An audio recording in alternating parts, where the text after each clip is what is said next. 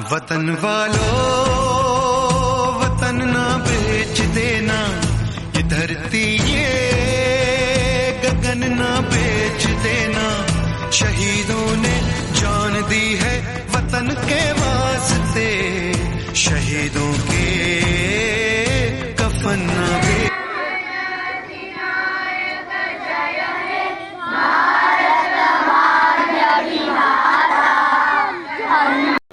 जिते पर्यंत मो कथा शुणुव समस्त देशवासी को आज 78तम गणतंत्र दिवस शुभ अवसर में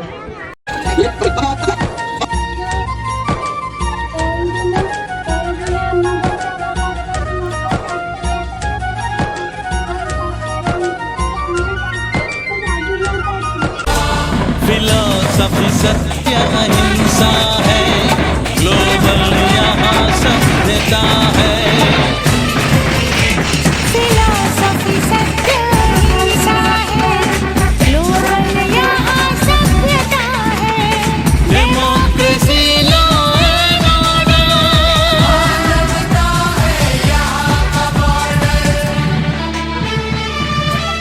अनोखा देश इंडिया, इंडिया देश अनोखा।